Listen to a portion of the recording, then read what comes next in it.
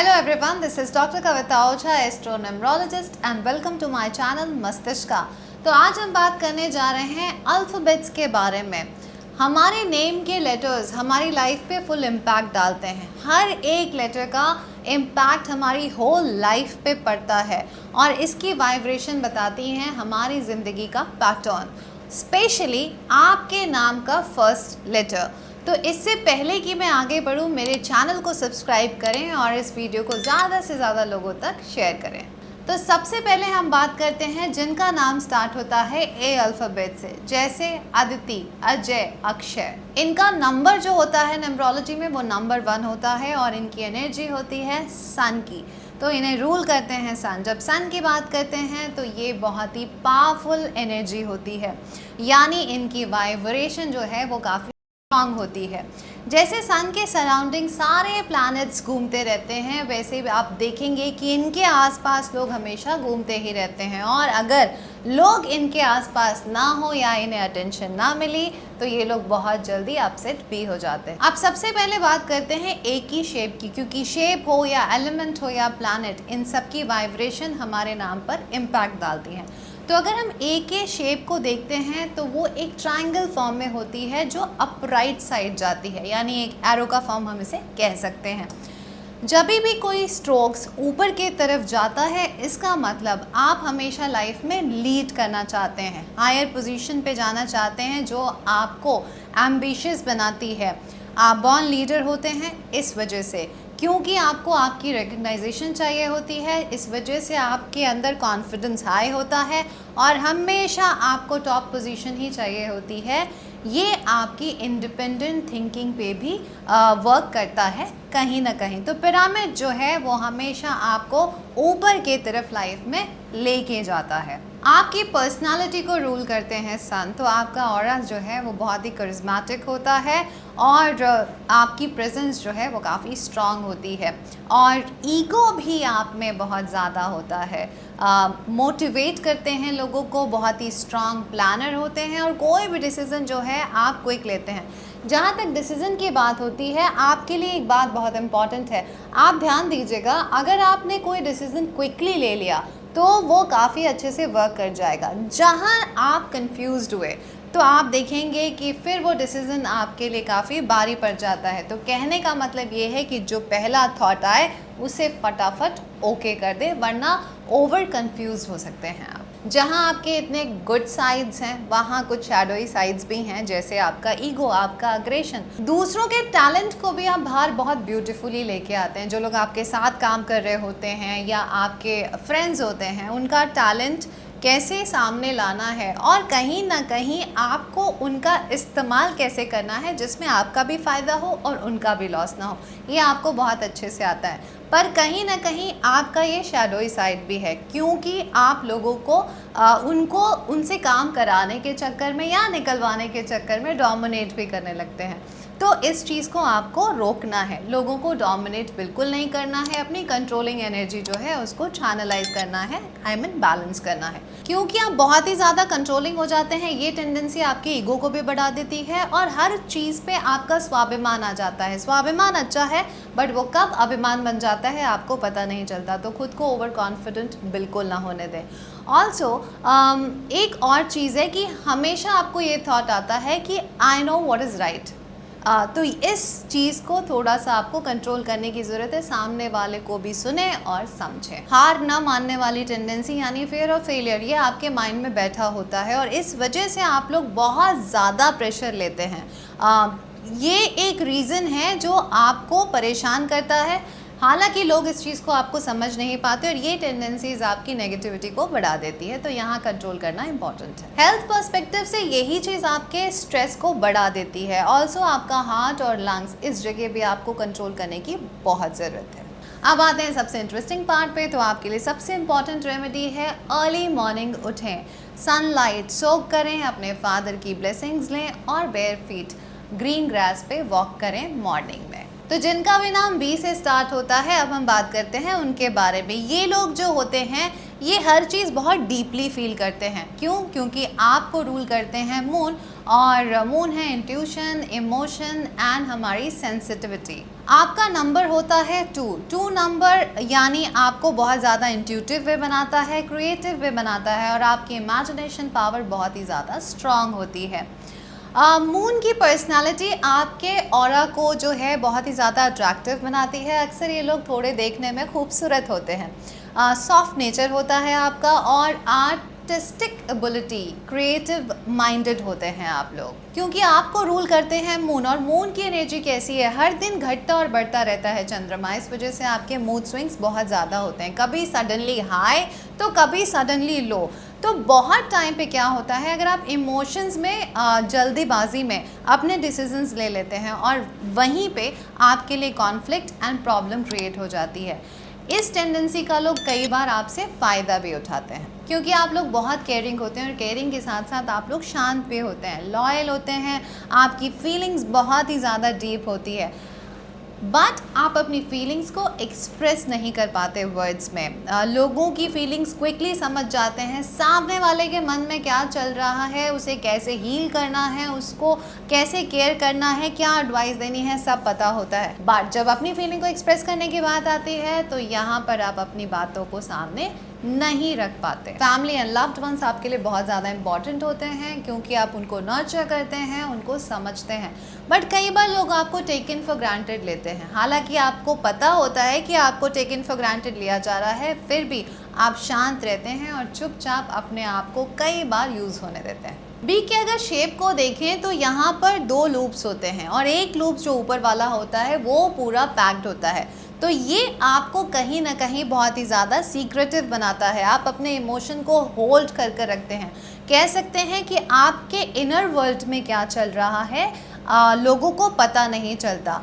लेकिन आपके पास एक बहुत अच्छी टेंडेंसी होती है कि अगर किसी ने आपको कोई सीक्रेट बताया तो उसे भी आप जल्दी रिवील नहीं करते और कई बार स्मार्टली टाइम पे उसका यूज़ भी कर लेते हैं, क्योंकि आप बहुत बार लाइफ में धोखे खाते हैं। ये टेंडेंसी आपको ट्रस्ट इश्यूज़ देती है और इमोशनल सेंसिटिव आप हो जाते हैं। आपके लिए बहुत डिफ़िकल्ट होता है लेट गो करना, पास्ट की मेमोरी, इमोशंस या फिर किसी थॉट को आप होल्ड करके बैठते हैं। ये आपके बी शेप के वजह से भी होता है। किसी ना किसी तरह के कलेक्शन का आप लोगों को बहुत शौक होता है, वो चाहे पिक्चर्स हो, टिकट्स हो, मनी हो और एनीथिंग। आपके अंदर बहुत पेशेंस होता है, बहुत अच्छे लिसनर्स होते हैं और लोगों की बात को बहुत ही प्यार से सुनते हैं और एडवाइस देते हैं। क्योंकि बी अल्फ़ाबेट वाले अपने थॉट्स को, बातों को होल्ड करके रखते हैं, तो ये प्रॉब्लम इन्हें मेंटल और इमोशनल प्रेशर बहुत ज़्यादा देती है। तो आपके लिए लाइफ का सबसे बड़ा लेसन होता है लेट गो करना सीखें। अपनी सिक्योरिटी के लिए फोकस्ड होते हैं और आपका माइंड जो है वो बहुत स्टेबल होता है। ये चीज़ आपको आपके फिनेंशियल एनर्जी को चैनलाइज करने में बहुत ही ज़्यादा पावरफुल रोल प्ले करती है। तो आप लोगों की लाइफ में इमोशनल और मटेरियल दोनों तरह की सिक्योरिटी चाहिए ही होती है। अब बात करते हैं आपकी रेमेडी की। तो आपके लिए सबसे इम्पॉर्टेंट है मून की एनर्जी। तो full moon and new moon का दिन बिल्कुल मिस ना करें, मेडिटेट करें, इस ड्यूरेशन में लॉर्ड शिवा की आराधना करें और अपने मदर्स या घर की जो भी बड़ी लेडी हैं उनकी ब्लेसिंग्स लेते रहें। अब हम आते हैं सी अल्फ़ाबेट पे। तो सी अल्फ़ाबेट से जिनका भी नेम स्टार्ट होता है, जैसे चेतना, चैतन्य, तो ये लोग जो हैं इनका नंबर होता है 3 और इनकी एनर्जी होती है जुपिटर की। क्रिएटिविटी एंड कम्युनिकेशन का भंडार होता है इनके अंदर। काफ़ी ज़्यादा फ्रेंडली होते हैं, लोगों को मोटिवेट करते हैं और सोशली बहुत ही ज़्यादा एक्टिव होते हैं ये लोग। कहीं ना कहीं अगर आप देखेंगे तो ऐसे लोग लकी भी होते हैं, इनका काम रुकता नहीं। किंग लाइक पर्सनालिटी होती है, करिज्मेटिक ऑरा होता है, काफ़ी ज़्यादा फन लविंग होते हैं, सोशल मैग्नेट इन्हें आसानी से कहा जा सकता है, जहाँ भी जाते हैं दोस्त बना लेते हैं। इनके शेप को अगर हम देखते हैं तो ये हाफ मून की एनर्जी की तरह दिख रहा होता है, यानी ओपन इमोशन होता है, बट इनका नेचर जो है वो काफ़ी ज़्यादा सेंसिटिव होता है। तो ये रीज़न है कि ये लोग जहाँ फन लविंग होते हैं, इंजॉय करते हैं, लकी होते हैं, वहीं बहुत ही ज़्यादा सेंसिटिव और इमोशनल भी होते हैं, बड़ी आसानी से हर्ट भी हो जाते हैं और डीपली लोगों के बारे में सोचना भी स्टार्ट कर देते हैं, मतलब बहुत ज़्यादा कनेक्ट हो जाते हैं दूसरों से। इन लोगों की कम्युनिकेशन पावर काफ़ी ज़्यादा स्ट्रांग होती है। अक्सर देखेंगे तो ऐसे लोग बड़े अच्छे राइटर, आर्टिस्ट या क्रिएटिव फील्ड में या सोशल मीडिया में कंटेंट क्रिएटर, इस तरह के फील्ड्स में बहुत ज़्यादा शाइन करते हैं। तो जहाँ इनके इतने सारे पॉजिटिव साइड्स हैं, वहीं कुछ शैडोई साइड भी हैं। जैसे ये लोग चीज़ों को लेके बहुत ज़्यादा ओवर थिंकिंग करते हैं, इम्पल्सिव हो जाते हैं, इनका एटीट्यूड थोड़ा केयरलेस भी हो जाता है और इनकी एनर्जी जो है वो काफ़ी ज़्यादा कभी कभी स्कैटर्ड हो जाती है। तो इन्हें चाहिए स्टेबिलिटी एंड ग्राउंडिंग, जो इनके लिए बहुत इम्पॉर्टेंट है। ट्रैवलिंग का शौक़ होता है, फूड लवर होते हैं और अपनी लाइफ को एंजॉय करना चाहते हैं। छोटे छोटे मोमेंट्स जो हैं ज़िंदगी के, वो जीना चाहते हैं। इनको इनकी फ्रीडम बहुत ज़्यादा प्यारी होती है। ध्यान दें, आप लोगों को अगर किसी ने कोई सीक्रेट बताया तो वो आपके पास रह नहीं पाता। क्यों?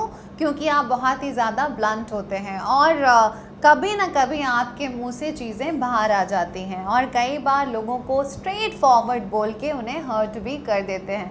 तो जहां आपकी कम्युनिकेशन प्लस का काम करती है, वहीं कहीं ना कहीं आपकी कम्युनिकेशन को थोड़ा बैलेंस करने की ज़रूरत है। ऑल्सो अगर आप इमोशनल कमिटमेंट्स में अक्सर फंस जाते हैं तो इसे अवॉइड करें, क्योंकि ये आपके लिए प्रॉब्लमेटिक हो सकती है। चीज़ें आपकी लाइफ में रिपीट होती हों, ये आपको बोर कर देती हैं। पेशेंस लेवल आपका काफ़ी कम होता है। आपको हमेशा चाहिए किसी न किसी तरीके की एंटरटेनमेंट। सेम रूटीन फॉलो करना आपके लिए काफ़ी डिफ़िकल्ट होता है और यही रीज़न है कि एक जगह टिक कर काम कर पाना या रह पाना आपके लिए टफ टास्क हो जाता है।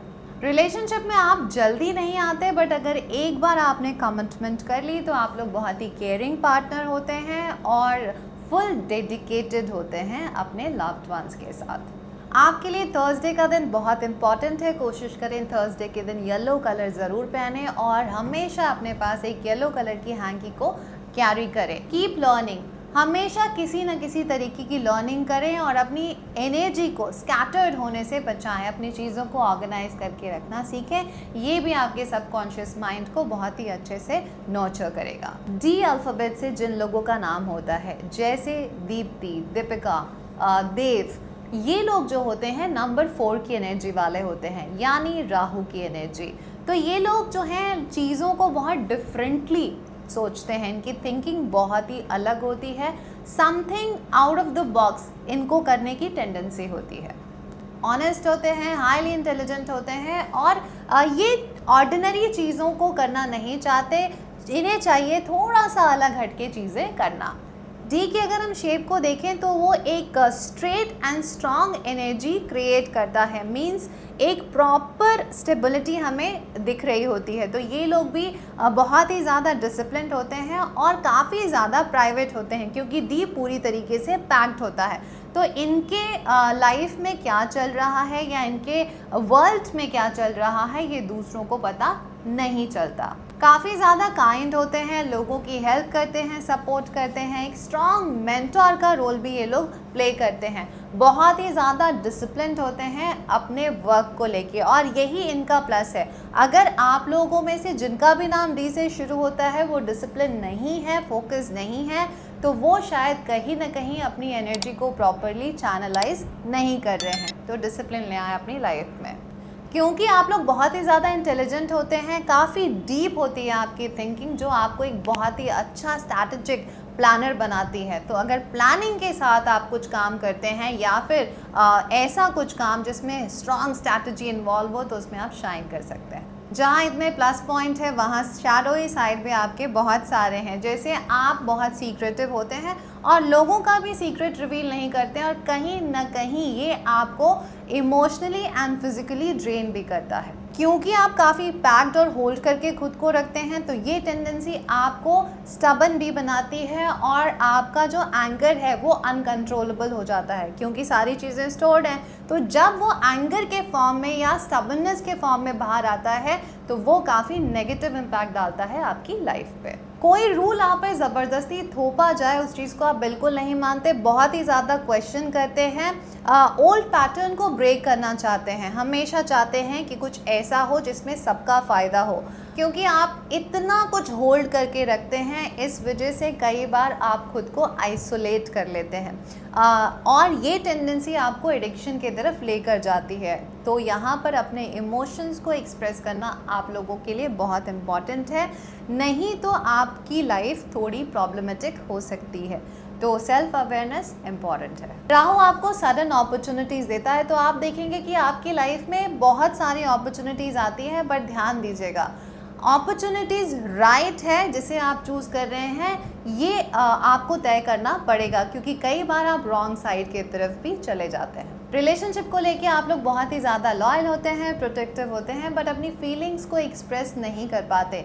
यहाँ पर सामने वाला कई बार आपको समझ नहीं पाता कि आपके मन में क्या चल रहा है। तो सबसे इम्पॉर्टेंट है अपनी फीलिंग्स को एक्सप्रेस करें। अब आते हैं आपकी रेमेडी पे। तो सबसे इम्पॉर्टेंट जो रेमेडी आपके लिए वो है डिजिटल डिटॉक्स। एवरी डे आप डिजिटल डिटॉक्स एक टाइम सेट करके ज़रूर करें और मेडिटेशन करें, बर्ड्स को फीड करें, ये भी आपके लिए काफ़ी ज़्यादा बेनिफिशियल रहेगा। तो आज के लिए बस इतना ही। मैं आपसे मिलूंगी नेक्स्ट वीडियो में न्यू नेम अल्फ़ाबेट के साथ। सी यू।